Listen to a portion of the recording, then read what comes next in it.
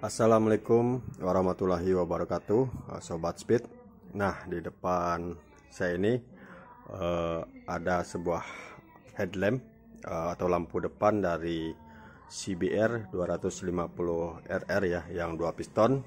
Kemudian juga dari CBR 150R K45R yang 2021 itu juga sama untuk bagian headlampnya ini ya. Jadi bentuknya sama dan juga soketnya sama. Jadi di sini pada kesempatan video kali ini saya mau menjelaskan tentang wiring perkabelan dari lampu utamanya ini, warna kabel, fungsinya dan cara kerjanya.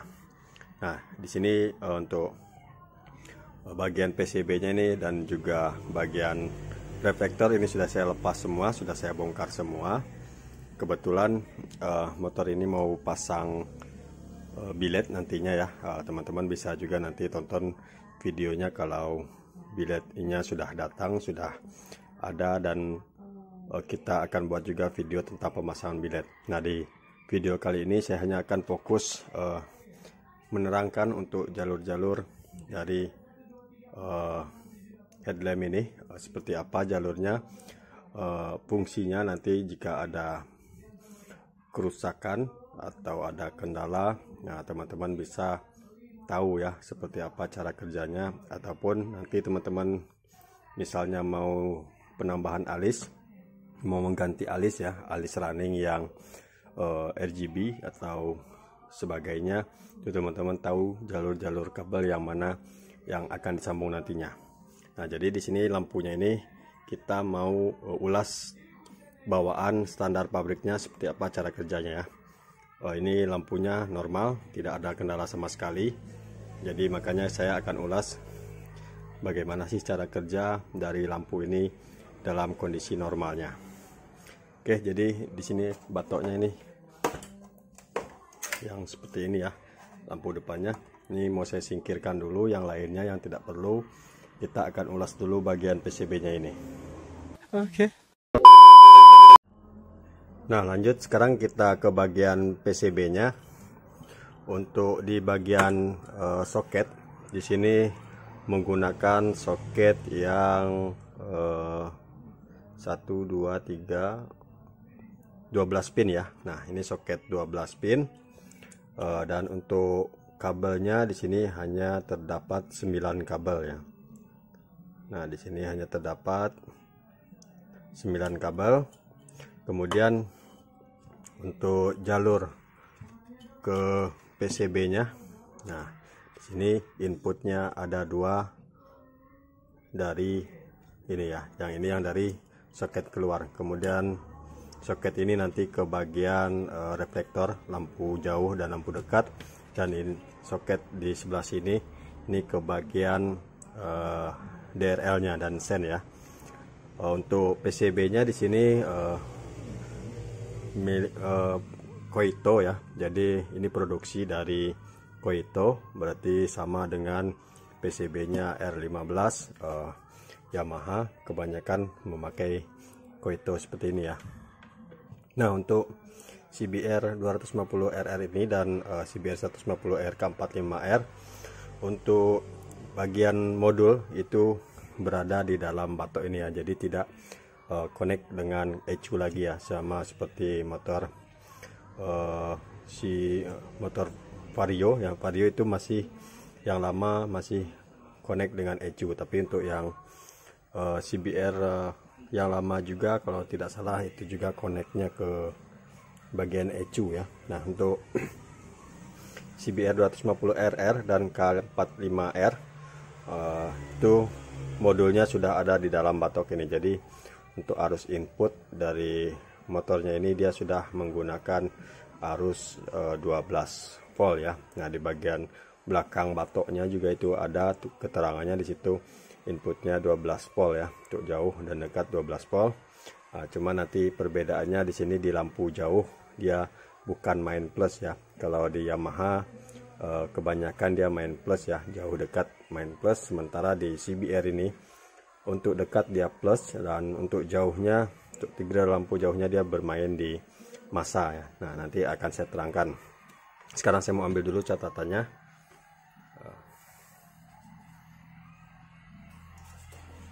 Jadi kalau teman-teman tidak berani bongkar batoknya ya, atau pengen tahu wiringnya dari luar saja, di sini saya ada catatannya. Nah, ini catatan untuk bagian soketnya ini ya. Bagian soket ini sudah saya buatkan catatan seperti ini. Nah, teman-teman mau screenshot juga silahkan, boleh, atau nanti mungkin saya tampilkan aja di layar untuk posisi pinnya seperti apa dan keterangannya seperti apa. Nah, ini sudah, kalau teman-teman sudah screenshot, nanti akan saya terangkan warna kabel dan fungsinya. Oke, kita lanjut ya. Nah, ini saya buat kuncian seperti ini soket yang 12 pin. Kita bacanya seperti ini ya. Nah, membacanya dari sini. Jadi saya anggap pin yang paling atas sebelah kiri ini nomor 1, 2, 3, 4, 5, 6, 7, 8, 9 dan seterusnya ya. Nah, untuk kuncian sendiri kalau di soket, nah kalau teman-teman lihat seperti ini, bukan kuncian yang ini yang saya maksud ya. Yang saya maksud adalah kuncian yang ini. Nah, ini kuncian dari soket lawannya ya. Jadi ada soket lawannya, soket betinanya, dan ini soket jantannya. Nah, kita bacanya berarti dari bagian atas sebelah kiri ini.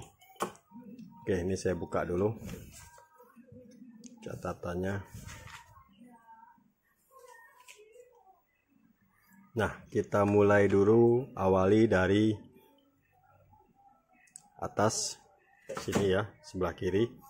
Nah, di sini ada kabel warna hijau ya teman-teman. Kalau kita lihat di belakangnya, di sini ada warna hijau polos.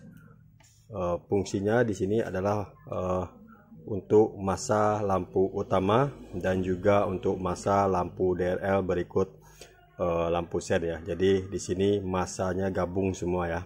Untuk DRL lampu utama dan juga lampu sen masanya satu, ini gabung ya. Jadi ketika masa ini nanti putus, mungkin di bodinya atau di mananya, semua lampu yang di depan itu pasti akan mati ya. Jadi kalau teman-teman menemukan lampunya mati semua, mati total, coba cek dulu kabel bagian masanya ini ya. Kemudian kita lanjut ke nomor 2. Nah, nomor 2-nya di sini itu kabelnya warna oranye garis putih.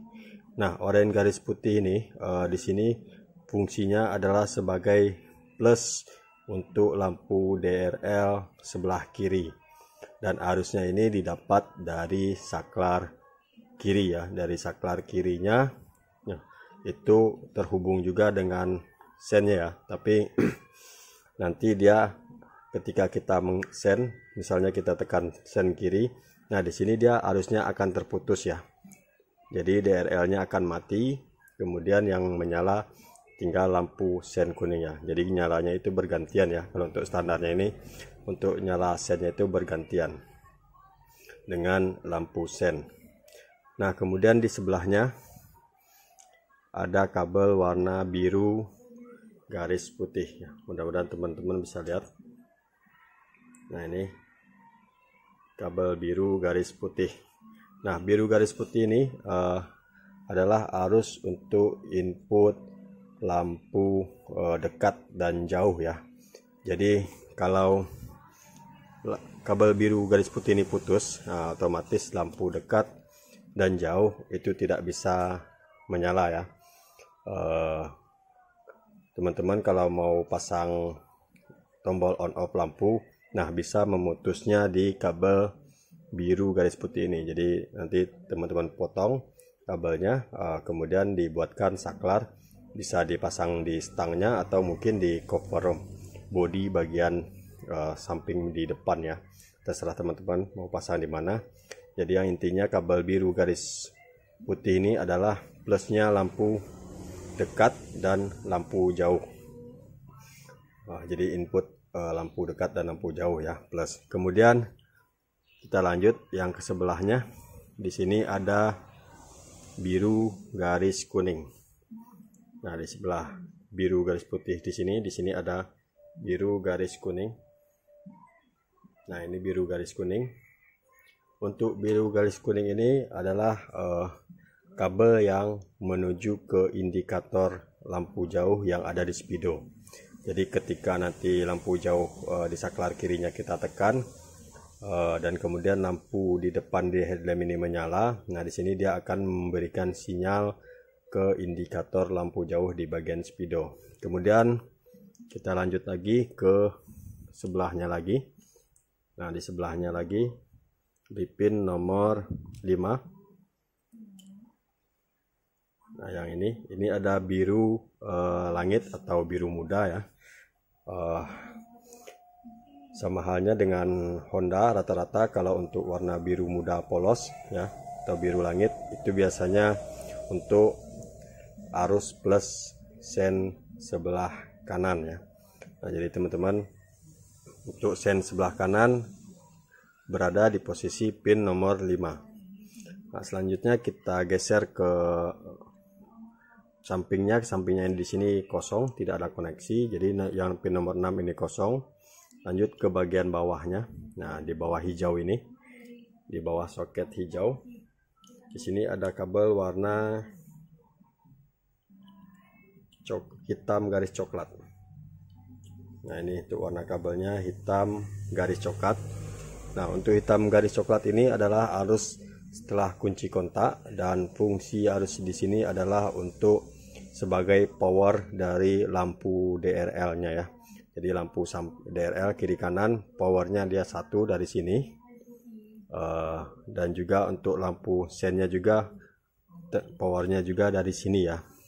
Jadi di sini adalah untuk mengaktifkan, ada sebuah rangkaian di bagian PCB-nya ini, di area PCB-nya ini ya, ada rangkaian yang untuk mengaktifkan power atau input arus ke bagian DRL, berikut juga dengan sen kiri kanannya ya.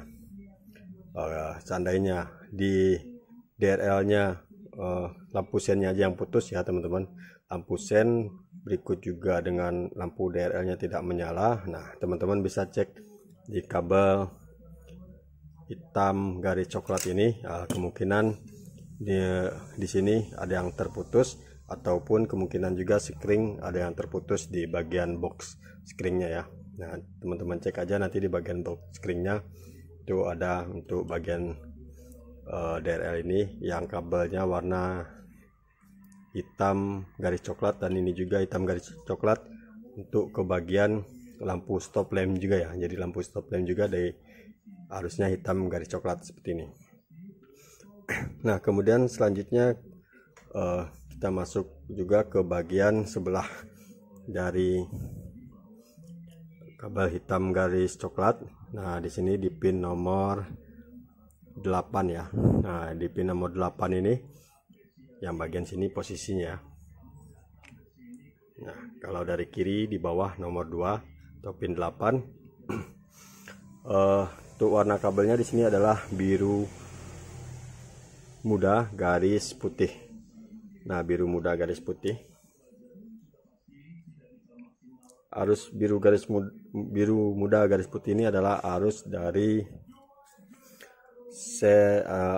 sen sebelah kanan untuk bagian DRL-nya ya. Jadi bukan bagian DRL-nya. Jadi ketika sen kanan dinyalakan, maka arus yang kabel biru garis putih ini akan terputus ya. Ini juga dapatnya dari saklar sebelah kiri. Kemudian untuk selanjutnya di sebelahnya ada warna biru polos. Nah, biru polos ini adalah untuk lampu jauh ya. Nah, di sini biru polos ya, maksudnya biru polos ini adalah arusnya yang didapat dari saklar kiri dan berupa arus massa ya. Jadi di saklar kiri itu inputnya massa, nanti ketika saklar high-nya kita tekan, saklar jauhnya kita tekan, dia akan mengalirkan arus negatif ke kabel warna biru polos ini dan menuju ke modul ini, sehingga nanti lampu jauhnya akan on ya. Di lampu jauh akan menyala. Kalau di sini warna biru mendapatkan arus negatif. Nah, kemudian di sebelahnya atau di pin nomor 10, pin 10 yang sebelah sini ya. Nah, ini kosong ya, jadi tidak ada koneksi. Dan di sebelahnya lagi di pin nomor 11 ini kabel warna oranye untuk plusnya sen kiri. Nah, jadi seperti itu untuk gambaran di bagian saklarnya ini. Sekarang kita lanjut ke bagian PCB-nya. Nah, bagian PCB sini ya. Nah, lanjut sekarang kita ke bagian PCB-nya. Tadi sudah bagian soket, sekarang kita ke bagian soket yang masuk ke PCB. Nah, di sini di bagian soket teman-teman bisa lihat ada keterangan di PCB-nya ini ya. Di sini ada tulisan. Nah, ini ambil dulu pulpen bentar.